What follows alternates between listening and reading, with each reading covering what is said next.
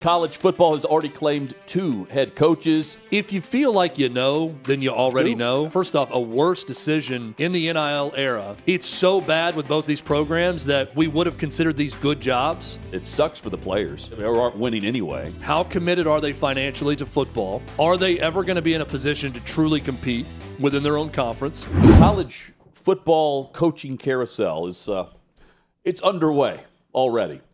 Last year, the first coach to lose his job the first firing was November 26th. Really? And we already have that done. Two coaches out with Brent Pry for Virginia Tech and of course, DeShaun Foster at UCLA, both paid to fail. And I think it shows, look, the universities are getting praised for, going ahead and making a move. I'm thinking, if you're doing this 3 games into the season, like, what took you so long in this offseason? Like what purpose does it serve to make the move in September? Well, I think the buyouts are around $7 million, both 0-3. Both teams are awful. And both firings, especially at UCLA, deserved. Yeah, deserved. And I think to your point, Hutton, you had to know, first off, both coaches, certainly Brent Pry, after 3 years. DeShaun Foster, maybe less so. He's in year 2, right? Because he had only 1 year, and this was 3 games into year 2. But everybody knew Brent Pry. There was a lot of speculation he was gone last year. They beat Virginia to close the season. They get to 6-6, but a lot of Virginia Tech fans thought he should have been gone a season ago. So you knew this was an issue. They get absolutely raided in the transfer portal going into this season because no one thought that he was going to be around long.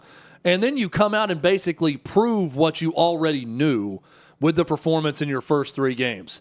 You let it slip away against South Carolina. We'll get to them in a little bit. They may be bad, that South Carolina team, after what we saw this weekend, especially if Lenora Sellers is out.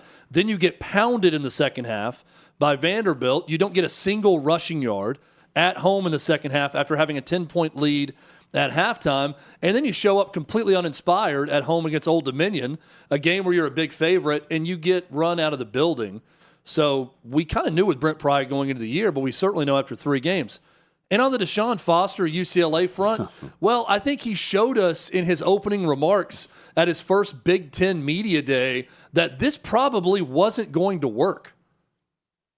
How you guys doing? We're doing great, Coach. How you guys doing? Awesome. I'm happy to be here.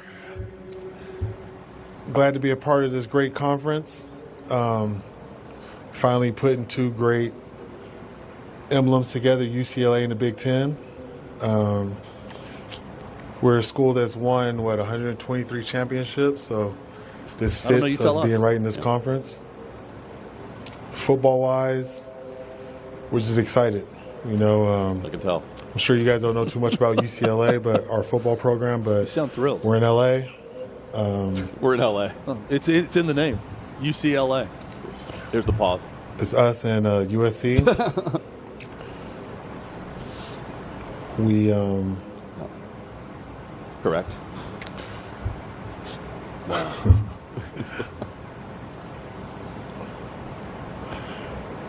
I'm just basically excited, really. That's it. Any questions? Excited. I mean, is anyone shocked that 3 games into year 2, that dude's not the head coach anymore at UCLA? No. Now, their AD, though, I hope I'm pronouncing this correctly. It's a very odd name to say together. Martin Jarmond. Jarmond, the AD at UCLA. Like, here's what bothers me, Hutton, about it, and this is where I don't want to give the ADs or the schools a lot of credit on this. His quote was, "I regret putting DeShaun in that situation where we were going into the Big Ten, and even though we were supported from a resource perspective, getting a start so late really disadvantaged the beginning of his coaching career here." So what you're saying is you regret putting the head coach you hired to be your head coach into a position that you knew you were in entering a new league. Well, then just don't hire that guy if he wasn't prepared for it or ready for it. And now this whole argument and back and forth of we're prepared from a resource perspective, which is not what every reporter is saying about UCLA. that everyone's hesitant to jump on board because their finances are so out of whack. Yeah. And they're so in the red on everything that they basically, their finances necessitated this move to the Big Ten, and they're still not above water right now. So what good coach is going to sign up for that job? Well, a good coach, Chip Kelly, left and became a coordinator instead. And he bolted, and that's where they end up is with a coach that thinks that we all need to know that UCLA is in L.A. That's bizarre, man. Like I see that, and my first reaction just across the board, because there have been a lot of terrible first press conferences. That's not the first press conference, but that's the introduction into the Big Ten. Is how does that guy interview well? Someone hired him for this big job. Yes, that's the crazy part. And Nick Sirianni's one with the first press conference. I was like, how did this guy interview? But that's worked out. In this case, Jim Tomsula, another favorite of ours, of the 49ers, awful, one of the all-time worst press conferences. It amazes me that they apparently interview well, and then they have these buyouts where he's 3 games, he's 0-3 in year 2, he's fired, he's getting $7 million to do so. Isn't that crazy? Yeah, at that level. And then Brent Pry, I think it's $6 or $7 million. More warranted, I guess, from their perspective, because you mentioned they're year 3, 16 and 24 overall. But into year 4. I mean, 3 games into year 4. Year 4. The final score against Old Dominion, because they got their asses kicked. It was like 45-26. It wasn't even that close. It wasn't that close. And I'll raise my hand and say, I picked Virginia Tech to pull one of the upsets. Yeah, that's certainly not happening. I picked them to beat South Carolina.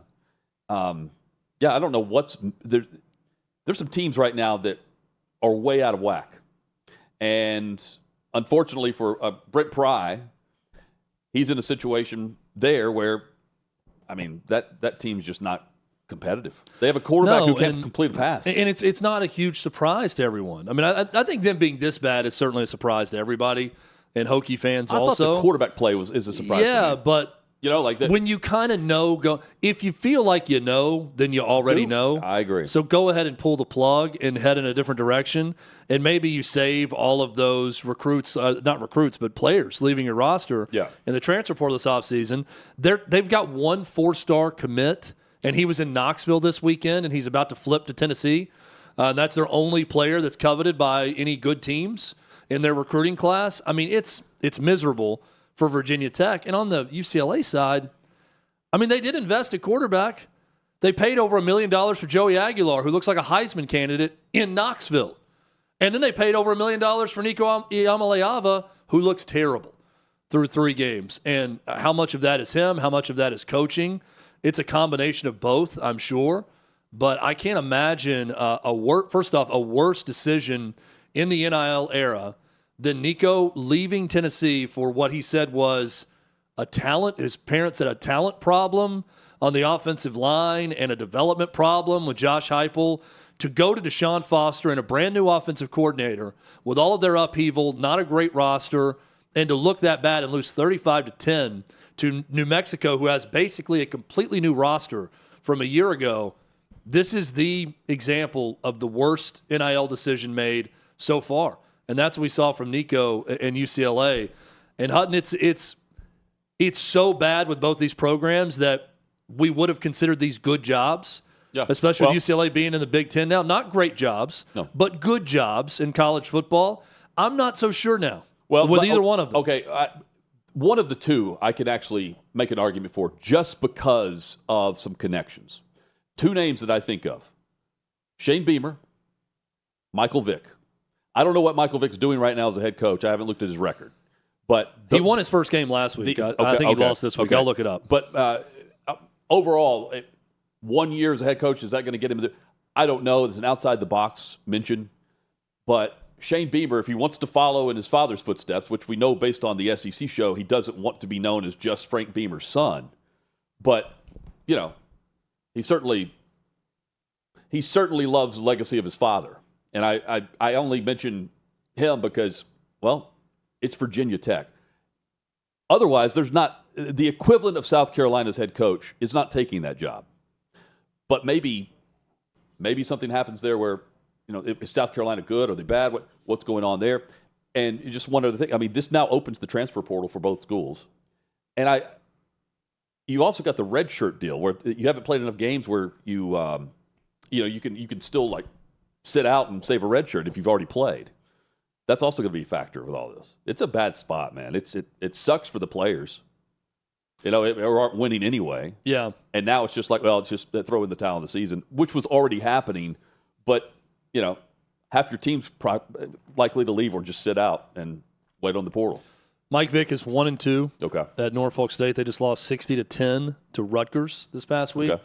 I don't think so. But if you are a Virginia Tech fan and you want Shane Beamer, root like hell for every team South Carolina plays this year, moving forward. I think the only chance he would leave is if it's really bad this year. If Lenore Sellers is out for some period of time, or they just don't reach expectations, and then the seat gets a little hot for him in South Carolina, and he looks around and says, well, here's a nice, soft, comfy landing for me. I can go back and start things over again in Blacksburg. That could be a good option for Virginia Tech. With UCLA, I mean, the one name that pops to mind for me that I think would be a no-brainer is Dan Mullen, who's at UNLV right now, who already beat UCLA this year, who's got a track record of winning at a place like Mississippi State. He won at Florida, even though he hit problems late in his tenure there. So that's a guy I'd look for at UCLA. But again, the question with UCLA is, how committed are they financially to football? Are they ever going to be in a position to truly compete within their own conference based on that financial commitment or lack thereof? And until you get those answers, if you're a coach that's got options, I think you're passing up that job. And UCLA has more sports to pay for with all the Olympic sports that they have. Yep. That's another factor with their budget. The funniest tweet I saw was from the Mountain West, because UCLA's lost back-to-back games against the Mountain West. There was someone posted like maybe UCLA should consider that conference. Like maybe the Mountain West wants to join, based on UCLA's schedule. The conference responded, no thanks. That'd be fun, Mountain West, for everyone here. Like we'd be interested in talking to UCLA about joining our conference. Rough go for the Bruins. Hey man, I know the Southeastern Conference they're rocking and rolling. Some great games. Showcase this past weekend. Texas A&M goes on the road and wins at Notre Dame. But we'll get in that with Trey. The game of the year. It's going to be hard to top what we saw in Knoxville with Tennessee and Georgia. It delivered in a game that Vegas thought, and everyone, it was like 23-17 Georgia was the prediction. Everyone thought this was going to be a defensive battle. Both offenses would struggle to get it moving, and instead, Joey Aguilar starts the game 14 for 14 with 3 touchdowns, and Tennessee's up 21-7 quickly into the first quarter of that football game. Almost identical to the way they played Alabama in 2022. It was the exact same game. I mean, and you knew once Gunnar Stockton and Georgia went right down the field and made it 7-7, I immediately thought, this is Alabama 2022 all over again for Tennessee. And that's the game it resembled throughout. Even the 21-7 score. Even going into kicking into the same end zone, only 3 yards deeper than the Alabama game to win it. Yeah. Except this time, it's pushed right by Max Gilbert, where Chase McGrath connected on the 40-yarder to end the streak against Alabama. It was set up right there for Tennessee. And credit the Vols for doing the job in that game. Credit the Vols for hanging right there with who is the gold standard in the SEC. It's Georgia. I mean, it was really trending that way even with Nick Saban at Alabama. But make no mistake about it, the Georgia Bulldogs under Kirby Smart, especially now that Saban is retired, they are the gold standard of what you want to be as a program in the SEC from a win-loss perspective and how they build it with great players, and they're coached really well. And Tennessee was toe-to-toe with them and put up a ton of yards on offense. Here's what's shocking to me from the Tennessee perspective.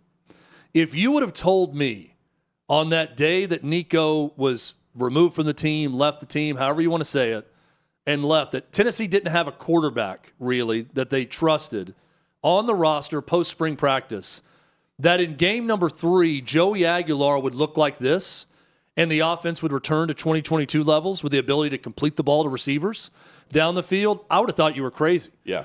So I take that all day if I'm a Tennessee fan. Now, the disappointment of being in position, not once, but probably 5 times to put the game away.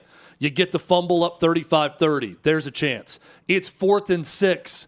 And hats off to Georgia. They completed a hell of a throw 28 yards down the field. What a call, dude. With great man-to-man coverage. And they get the play, and then they get the 2-point conversion. Tennessee screwed up the 2-point conversion defense badly. They tie it up. But then you don't lay down. The Vols drive right back down the field running the football, put themselves in position. Yeah, they backed it up 5 yards on a false start, but a very makeable kick for a guy who just made a 48-yarder going into the same end zone, and they miss it. It happens. I know that I've matured a lot, that my first thought wasn't anger at Max Gilbert. It was actually concern, and I hope that he's going to be okay after blowing that kick and that he's got a good support system.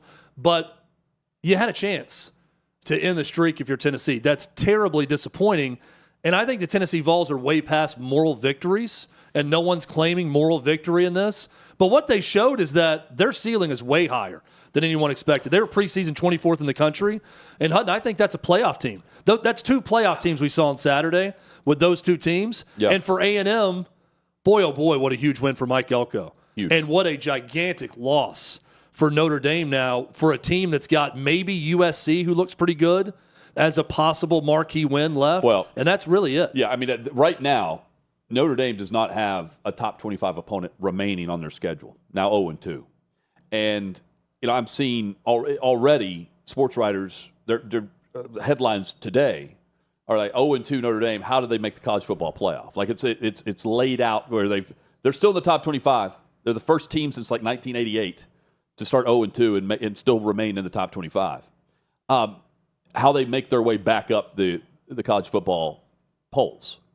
And I mean, you want to talk about just the big team bias. That's exactly what that would be, based on their schedule. It's also indicative of, like, I would be pointing at this from Notre Dame from this perspective. Hey, this is why you don't need to play the crappy ACC schedule.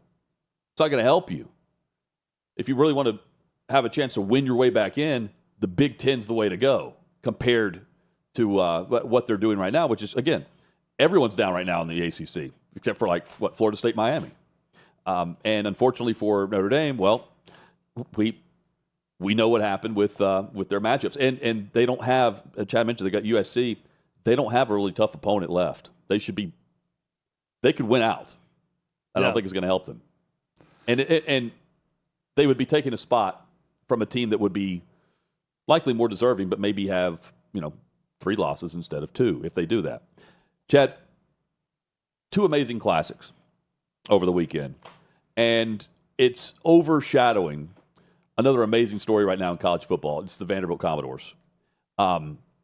Vanderbilt football has gone from what is the equivalent of like a Tom Rinaldi, My Wish, Rascal Flatts feature on SportsCenter to a legitimate contender to make an argument to be in the college football playoff. And before you laugh, remember that we were all laughing at Vandy whenever they were the My Wish candidate. And now they're sitting at 3-0, and it's September. It's not November at the end of the season. It is September, and Vanderbilt is in the top 25. That's legit. I mean, it's not a fluke of what they've done. We mentioned what they did to Virginia Tech after they got down. And I'm here to tell you, the way they were playing and the way that they just stick with what they do well, Lenore Sellers can stay in that game. And Vanderbilt's still winning that football game. Now, not to the dominance that we saw, but, I mean, they went on the road in the SEC and beat number 11 South Carolina. And it's one of the darlings of the preseason was South Carolina in the way they finished last season. They dictate the football game. They don't wow me on the stat sheet, but again, they do things very consistent and methodical. Pavia is healthy. He is fast. He's playing physical. Defensively, they match up well in the trenches for the first time and maybe ever. I mean, they can get after you. And it's for that reason that they could be sitting exactly where Alabama and South Carolina were last year, making an argument against the Big 12 or the ACC. And Vanderbilt moving forward, Chad, they've got I think a very specific way of making the playoff. First off, Diego Pavia's got to stay healthy, period. Learn to slide. You don't have to be so physical all the time. Get rid of the football and don't take the hit. Destroy Georgia State and Utah State. And go in 5-0 when you face Alabama. And then beat them. beat Bama on the national stage. That's when everybody's going to start jumping on board. And after that, this is their outlook. They face LSU and their shitty offense. I mean, it'll be a tight game based on what we saw from LSU, even though LSU's very highly ranked. You've got Texas and a Manning that can't complete a pass. And they host Missouri, Auburn, UK, and they finish with the trip at Knoxville. If you're 9-3 and you do the layout, Chad, of beating Bama on the national stage, where, again, that's where everyone and all the hype's going to start, and then you beat or you compete well against Texas, you do things where you pull the upset. They did that last year. They pulled some upsets. If it were almost any SEC school coming off of a 31-7 win over an 11th ranked team, they're higher than 20th. They're ranked higher than Texas Tech. You better believe they're ranked higher than Indiana with that schedule comparison. They're better than Georgia Tech. Vanderbilt they're a great story. I applaud what they've done. I want to see them shock everyone again to the next level. Diego Pavia is extraordinary to me. I don't know how the dude's doing it. He was standing on a damn riser whenever we were interviewing on the SEC Media Dish. Yeah. And he's still like coming up to our shoulder. But that dude is a baller, and everyone there believes it. I love it. And that's what I love about college football. Yeah, there's everyone there wants to be there, right? And yeah. I love that about what they're doing. I know the last thing Vandy wants anyone in the media to do is focus on their past, sure, and not their present or future. And I know Clark Lee doesn't like to talk a lot about that, but we got to give some historical context to just how amazing Absolutely. This is. Yes. This from Cole Kubelik. Entering last night's Vanderbilt, this was on Sunday. Vanderbilt was 122-1 all-time versus ranked teams on the road. That's incredible. Before they won that game. Vandy, Hutton, is ranked in the top 25 in September for the first time since 1956. That is the perception of Vandy. They're not going to get rankings in September because no one believes they're good, because even when they get off to a good start, which has happened, it's against bad competition and no one really buys in. They just won. Granted, yes, Lenore Sellers makes that game different, but their offense looks versatile. It looks great behind Diego Pavia, and the defense did what they should against a bad quarterback in Luke Doty, that's a bad backup quarterback in the SEC. That's what I saw on Saturday night. I think a lot of defenses could have done well, but Vandy did the job. They shut them down once Lenore Sellers went out of the game. So I'm with you. They're a legit playoff contender, and I think they got a chance against LSU at home. I don't know that they're going to go to Alabama and win. Auburn's going to be a tough game in Knoxville, but they've got the team, if Pavia is healthy, to compete in those games and give themselves a chance. There's no doubt about it. They brought all their experience back. Alabama's got their own issues. They didn't look like it this past week. They look fine. But they have their own issues that carried over from last year, specifically in a game against Vanderbilt. Yep. I'm just eager to see what they do. They're going to lose some games. I mean, this is not like they're not going unbeaten. Yeah, it's not the perfect season. But if they end up with 3 losses, winning 7 games last year, they end with 9 wins this year. Where's the perception of them? Yep. And well, let's go ahead and cut it off right now. If they're 9-3, I don't care who they lose to and who they beat with this schedule. Yep. They deserve to be in over 10-2 Notre Dame. I totally. If Notre Dame wins out and their only good win is USC at home, right? Because I'm looking at their schedule and there's no possibility for these other teams to be that good of a win. Yeah. Maybe at Arkansas, but Arkansas just lost to a backup quarterback against Ole Miss. It was a shootout, but they lost to a backup quarterback, so I'm not sure their defense is going to be good enough to hang your hat on that win. If you're Notre Dame, Vandy would deserve to be in at 9-3 over a 10-2 Notre Dame. And there's no doubt. We're both saying this with a healthy Diego Pavia right now. That's the key to everything, because last year he wore down. They've got to find ways to adjust what they're doing, and they've adjusted their offense. They look really good, but can they keep their quarterback healthy? It's just his style of play. Give us more. Vanderbilt wants more wins. Well, you can do that. You can always. We go more or less with Prize Picks. This episode brought to you by Prize Picks. You and I make decisions every day, but on Prize Picks, being right can get you paid. Don't miss any of the excitement this season on Prize Picks, where it's good to be right. Prize Picks is simple to play. You just pick more or less on 2 to 6 player stat projections. And if you get your picks right, well, you can cash in because Prize Picks is, well, legit when it comes to everyone jumping on board and, well, winning. Download the app today. Chad, what code do we use for the app? It's Hot Mike. How do you spell that? HOTMIC. Not like Magic Mike. Thank you. Right? It's Hot Mike. HOTMIC. Very simple. Yep.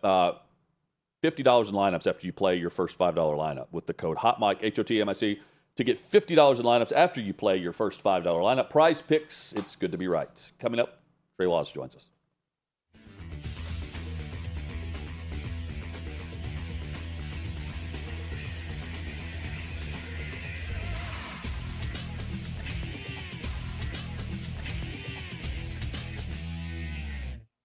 Football's finally back. So's the hard-hitting gridiron action on Prize Picks. Download Prize Picks and use code OutKick and get $50 instantly in lineups when you play $5. Must be present in certain states. Visit prizepicks.com for restrictions and details. Man, what is it about Trey Wallace that he gets all the good games, covering all the good games? So he's at Texas and Ohio State. Yeah. Which was an absolute just atrocity of a game compared to the one on Saturday. Right. Which was far more entertaining. But he did get the picture with Matthew McConaughey. He did, yep, which was big. Trey Wallace joins us from OutKick, the senior college football reporter, and does great work there covering the country's sport. Trey, any pictures this weekend in Knoxville? No, I held back. Who did you see? There were a couple of celebrities. I mean, I don't know if celebrities is the right word for it. You know, like Jason Witten was there, but that was because his kid was there. Peyton was there. Peyton was there, but he was sitting in the luxury box with Randy Boyd. Dalton Connect was there, Los Angeles. Like me and Dalton were talking on the sideline. Like he was cool, had some cool kicks that I would really love to have. I mean, it was kind of a who's who when it came to like Tennessee folks, and then at the same time, I mean, it was a really cool environment. McAfee was hanging out during the game. Like a lot of people stayed and enjoyed the football game. I think that's what I took away as well too from that crew. I was talking with Keith Bullock, a former NFL linebacker. He went to Neyland. It's the first time he has been to a game there. It blew his mind. Wow. He was just like, man, this is awesome. Now, he did say, he's like, man, loud is loud. I've been to loud stages where I felt like it was loud. But he's like, it is better than any description he'd ever heard. So it was loud for Keith. And you could hear it on TV. It was, it was coming through, especially on that first possession for Georgia. Man, I was like, man, this is, if you want to know what college football is, it was at Neyland Stadium on Saturday. God, and that was the best part about it too. Like he even started with the flyover, and then all of a sudden the red, white, and blue, like fireworks going off. Like it had everything, and that's what I love about this damn sport, man. College football, either bringing folks together or bringing folks against each other. Who you're cheering for, it doesn't matter. Like the pageantry of it, it was deafening on the sidelines. I was sitting next to Josh Pate, and we were talking about how crazy the environment was. And so once again, Tennessee fans brought it. Georgia fans that traveled brought it. I thought the whole atmosphere surrounding the weekend was fantastic. And I could say the same thing for being in Baton Rouge or anywhere else. So it was a wonderful weekend of college football. So thank goodness. Chad was discussing the game earlier, and I'm gonna get your opinion too, Chad, on this because I want to know if I'm being too picky here. It was an incredible football game. Incredible. Yeah. Josh Heupel's team did everything but win. Correct. I feel like Heupel iced his own kicker.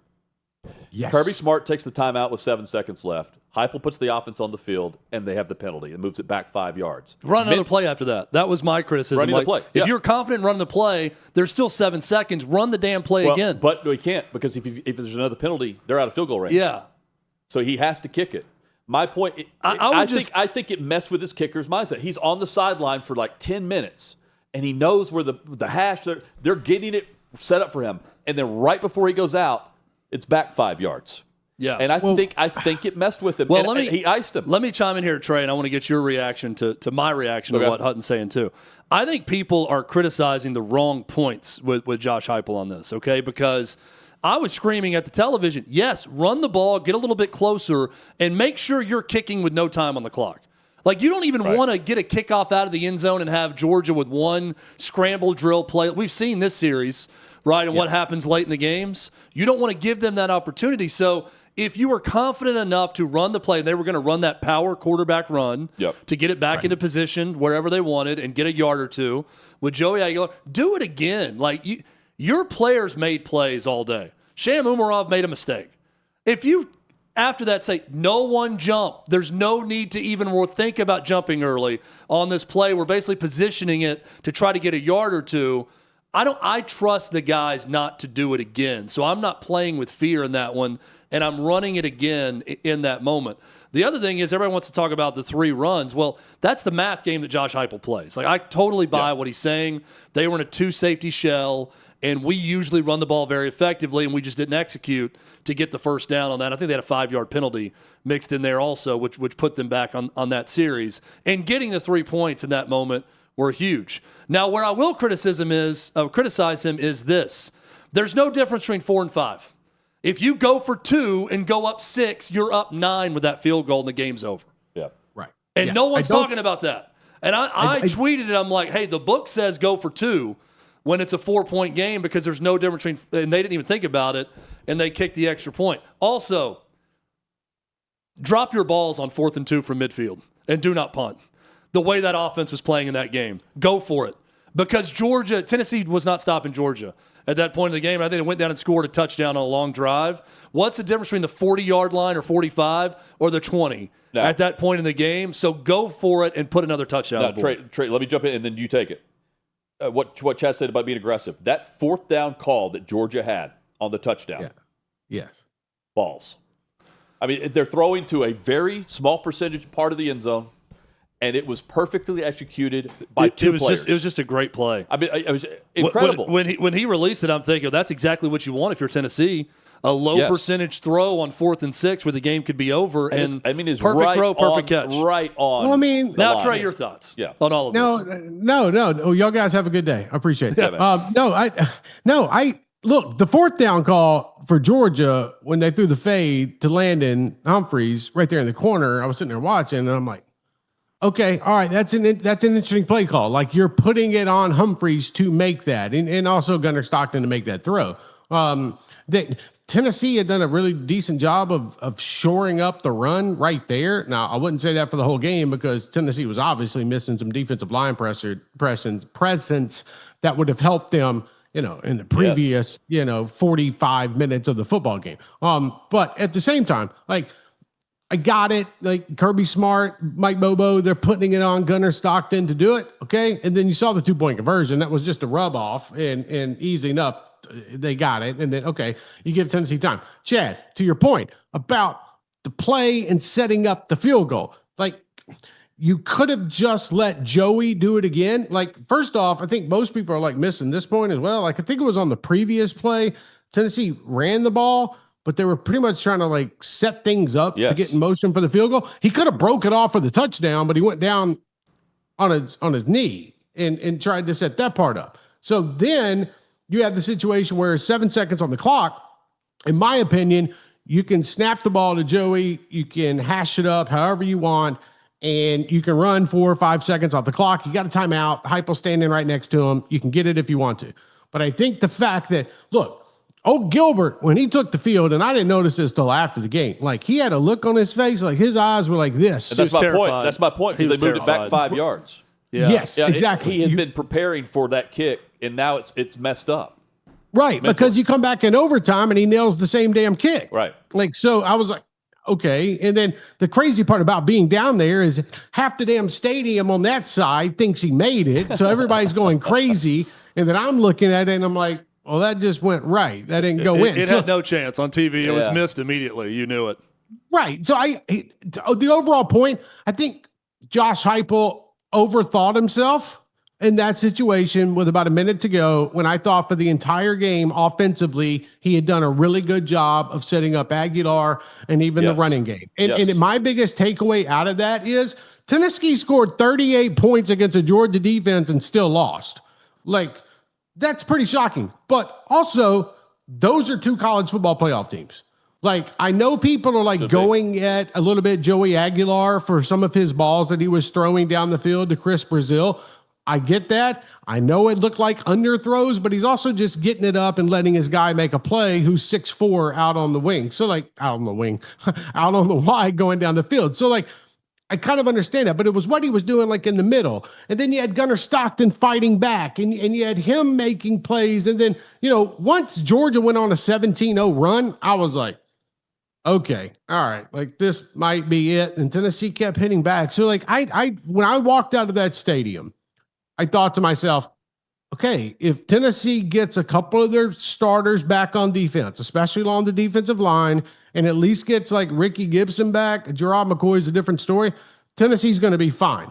Georgia, they're going to be fine as well. They're going to figure out the running game, which I thought they did a pretty damn decent job at. And then they're going to also figure out, how they can't, go silent when it comes to offense. And I thought Gunnar Stockton played well. So, yeah, yes. I mean, it was 2 playoff football teams battling on Saturday inside Neyland Stadium. And I think both squads are going to have a decent season. There's not going to be an SEC team, in my opinion, that's going to have 1 loss this year. Or 2 losses. I think you're going to see multiple teams with 3 losses, and there's probably going to be 1 or 2 with like the 2-loss situation. But yes, I agree. That one was a fantastic game, and I think we will be talking about them come the first CFP rankings.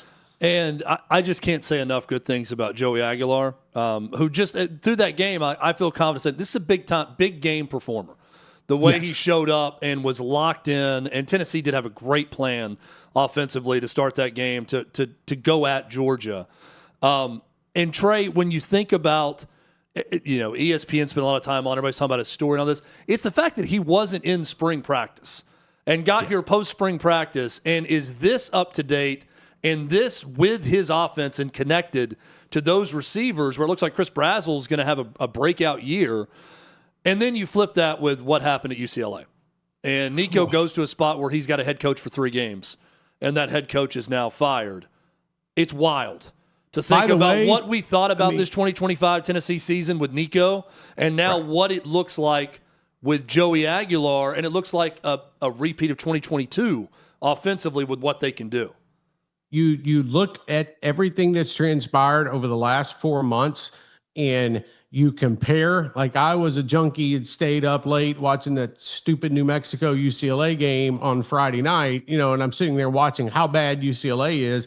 And then I see Joey Aguilar, who guys, I mean, he didn't arrive until late May. I don't know if folks understand how hard it is for somebody to come in, earn the respect of your teammates, especially your wide receivers, understand the Josh Heupel offense. Do I think he knows the entire Josh Heupel playbook? No. But he damn sure knows enough to go out there and be able to run fast pace. And I think so at the same time, it's one of the best stories in college football. It really is. For him to be able, you have to think about it also like this too. He was at App State. He transferred to UCLA. The coaches at UCLA didn't think he was picking up the offense quick enough. So that was one of their excuses for bringing in Nico as well. And then all of a sudden he's picking up Josh Heupel's offense. So shit was going wrong at UCLA if they had a problem with how he was transponding their offense. So over in general, you got a situation now where UCLA doesn't have a coach. Their players can enter the transfer portal starting today for the next 30 days. Now, they can't go play somewhere, but at the same time, they all can save their red shirt. Every player could walk into that office today and say, you know what, I'm good. I'm going to save my red shirt. I'm going to go play somewhere else next season, and I'm going to not be here. And I think Nico is going to be a quarterback that will be on a new football team next year. In my opinion, he will be on another football team next year. I don't know what it has to do with his brother. To be honest, that's a story I don't even care about following right now. But that's how crazy this cycle has been, and it shows the comparison of where we are right now in college football. What happens this weekend with Auburn and Oklahoma? Pure chaos in Norman. Jackson Arnold going back to Norman, that's going to be fun. It really is. And it's going to be something where I hope he doesn't let the emotions of the moment overwhelm him that forces him into bad situations. Because I think he's going to come out and have goosebumps playing against Oklahoma this weekend. So I do think Auburn can go win that football game. I think that the passing battle is going to be fascinating. John Napier for Oklahoma, Jackson Arnold. Jackson Arnold can also run the ball, so can John Napier. Like, something's got to give here. And, were we expecting both these teams to be 3-0 at this spot? I don't know. Maybe some would, maybe some wouldn't. But I think that one's going to be a fascinating battle on Saturday. And it's going to be a lot better because it's in Norman. So I'm interested to see the reaction Jackson Arnold gets, which I'm sure will be a round of applause. And everybody should be appreciative because that kid laid his ass on the line last year without an offensive line that could protect him. So, yeah, that one's going to be a lot of fun this weekend. And I think at the same time, I would be remiss if I didn't add, we said last week on the CFB roundtable that folks need to put some respect on Vanderbilt's name. And you guys were talking about before I came on, Vanderbilt went into South Carolina. God bless Lenore Sellers, and I hope he's okay after that concussion. But they went and whipped the Gamecocks' ass. Yep. And if you don't have respect on Vanderbilt right now, this is not your 10-year ago Vanderbilt team before James, or even after James Franklin, under Derek Mason. This is a different squad. So, jack me up, dude. Like, if they can go 2-0 the next 2 weeks and go to Tuscaloosa, Lord have mercy, it's going to be beautiful. The scoring margin for Vanderbilt, 130-20. Yeah, excuse me, 120-30. I got the backwards. They've dominated. 120-30. It's been incredible, and now we'll get to see South Carolina, Missouri. And what is South Carolina now? I think everybody's asking because they couldn't score on Virginia Tech, and Old Dominion and Vandy do whatever they want against Virginia Tech. So I've got serious questions about what that offense even was with Lenore Sellers. Forget about it with Luke Doty. They're not beating anybody in the SEC with what we saw from that quarterback and his play. But I don't know how good South Carolina is at this point, which is crazy to think about. I mean, Missouri could win that game by 2 touchdowns on Saturday. Like, I don't know what South Carolina's defense is. Like, I know everyone's like talking about Lenoris and the offense and whatnot, but you just let Diego Pavi and Vanderbilt come in there and run all over you. And so the defense, Dylan Stewart getting ejected, he'll play this weekend, by the way. But at the same time, like, you look at everything with South Carolina and it just threw me off. So Bo Pribula, I think he'd be able to go off on South Carolina. But again, this is one of the things where we just don't know really either team yet. Like, I know Missouri beat Kansas, and okay, that's great. And South Carolina lost to Vanderbilt. But do we add these teams ranked a little bit too high, meaning South Carolina before the season started? That's why I think these AP polls and these other polls that come out are just kind of useless right now. Yeah. Because we see what happens. I mean, look what Georgia Tech did to Clemson this past weekend. And I could go on and on. So, yeah, it's an interesting situation we're heading into this weekend because this is like an appetizer this coming weekend. And then that next weekend, guys, Alabama at Georgia, LSU, Ole Miss. Let's see. It'll be Penn State versus Oregon. We're setting ourselves up here. We're about to get into the meat of this thing. Trey, you mentioned the College Football Roundtable. Set the scene for us because we're going to be joining you again this week. Yeah, it's going to be a lot of fun, man. We got a lot to break down, especially the situation in Florida. I think this is it for Billy Napier on Saturday, guys. If he goes to Miami, and they lose by 2 touchdowns and Carson Beck's going off and DJ Lagway looks bad, they have the dreaded bye week. And what happens on a bye week. If he goes in with 3 straight losses into that bye week, it wouldn't surprise me if Florida decides to make a change then, with Texas coming up and Arch Manning after that. And then plenty to look at coming up this weekend. And how much are folks freaking out about the Arch Manning situation? I know how he played this past weekend. He even said it. And then also we got coaching vacancies right now, UCLA, Virginia Tech, and we're looking ahead to a monster weekend. So going to be a lot of fun. Credit to Texas A&M for what they did going into South Bend and Marcel Reed showing out. Yes, he did. A lot of props to them. So it's going to be fun. Finishing drive there. Yep. Trey, we'll be reading all the coverage and we'll chat with you tomorrow. Look forward to it, guys. Have a great week. Appreciate it. Great work, Trey, as always. Thank you. Roundtable's fun. Roundtable's talking college football. We're doing that tomorrow, and it will be available later this week on socials. Chad, let's quick break, and then let's chat about our favorite, Brian Kelly. Yeah, a guy. Such a likable dude. Yeah, you can tell like his mortgage is, it's really at stake here based on how this offense is playing. Can't believe that I took a job where I make millions to rely on 18 to 22-year-olds. How crazy am I? Oklahoma's charging for post-game access to the media conference. this would be worth $600, whatever they're charging. We'll discuss next on Hot Mic.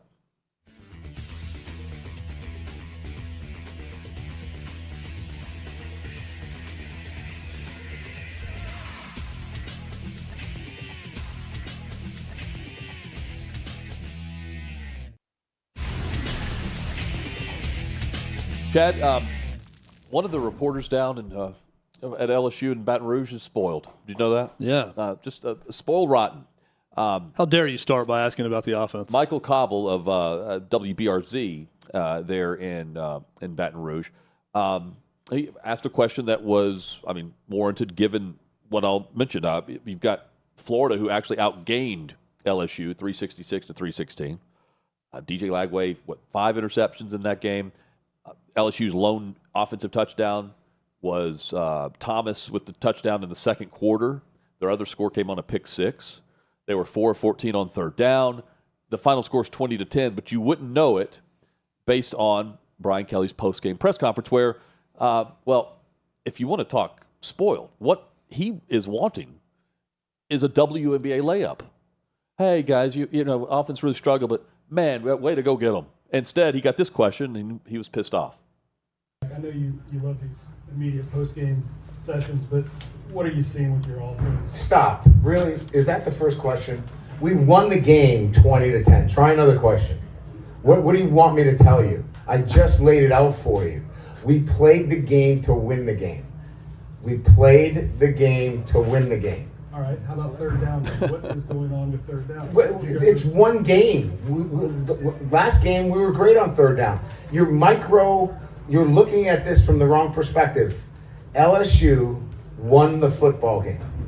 Won the game. I don't know what you want from me. What do you want? You want us to win 70-0 against Florida to keep you happy? Well, I think people want to know why you can't run the ball. We can run the ball. Did you see the last play of the game? That's all you need. You just need one. There's a ridiculous questions. And I'm getting tired of it. That football team just worked their tail off to get an SEC win, and you want to know what's wrong. You know what? You're spoiled. You're spoiled. This team is 17-1. Get up here and let me spank you. 17-1. Give them some respect. At night. How about that? Give them some respect instead of micro-analyzing every little thing. This is ridiculous. For a group of seasoned reporters, that kind of question is so out of line. You come into this press conference soft. You don't come in here you come in here soft and you ask me questions that I approve. Layups every time. He just asked what's going on with the offense. Now, he said, we ran the ball great last week. They beat La Tech 23-7. Right. In that game. That's not great. You've got a guy who's supposed to be a Heisman Trophy candidate, possible #1 pick. They beat Clemson 17-10. They beat La Tech 23-7. They got 5 interceptions from DJ Lagway and scored 20 points at home. They've got offensive questions, and the first question from a reporter was a question about the offense. That's not surprising. Chad. Yeah, good for you. You won the game, and you do play the game that's in front of you. Sure. And if it's a defensive game, it may change the way you play call and all that, but it doesn't change the fact that LSU's offense has not been as good as we expected. Two things. Defense has been better. Defense has been legit. But so that's a coach who knows that he doesn't have many answers for whatever the problems are on offense right now. They had 5 interceptions, Florida. And Florida ran 26 more plays in that game than LSU did. Think about that. How difficult that would be to do. If your quarterback's throwing 5 picks, you're giving the other offense the ball on sudden change. And Florida ran 26 more plays in that game. He said, what do you want me to say? We want an answer. What's wrong? Being defensive on that means there's internal struggles that they're trying to figure out. They're trying to keep everyone, I understand, he's trying to pump up his guys. The coach wants to make sure not everything is going to be. You can tell by the first scene of the SEC any given Saturday. If anyone's going to talk shit to my team, it's going to be me. That's basically what he's saying to the reporters. Well, you also know, that guy's sitting on the game. If in 2 weeks they put up 10 against the Ole Miss and lose. Can I ask about the offense now? Well, to start it, since you lost this game, is it okay for me to ask about your offense only scoring 10 points?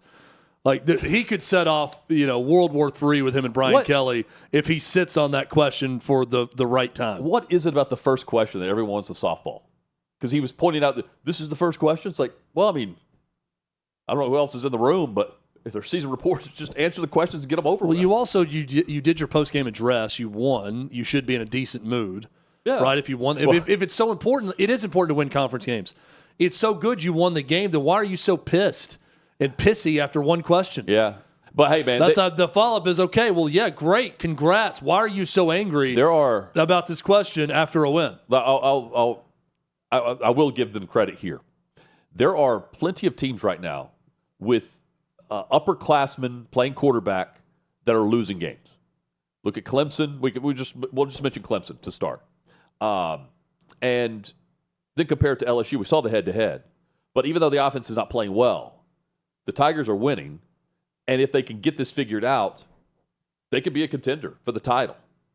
But not like that. Not playing like that. The top teams in the Big Ten will have their way with them playing like that.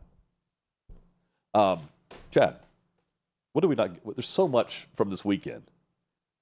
2 classic games, really good football games, top to bottom. Some overtime matchups, rain delays. Yeah. Yep. You wish you were in Knoxville? At what point did you say, man, I wish I was there? I mean, when just the tenor of the game, like the back and forth nature of it, I was thinking, I wish I was in the stadium right now. Yeah. But I mean, I'd never look at a loss and then afterwards say, man, I really wish I was there for that. Not a loss, but if they won that game, I would have been like, yeah, I really wish I was in Knoxville right now. In the early fourth quarter, I'm thinking they're going to storm the field, and I wish that Chad had the ability to run back what happened at A&M, where you're on the field, because we were there for the Bama game. We stayed up. I feel like me, you, and Clay would have been on the field for that. Well, I couldn't just for the experience of it. And I'm getting lit up by Georgia fans, but if I was at the game, I wouldn't be as pissed as I was watching some of the pass interference penalties and lack thereof. Yeah. Like, I just call it. If you're going to be overly sensitive on pass interference, you've got to call it every time. That was pass interference on the one jump ball interception where the safety comes up and gets it.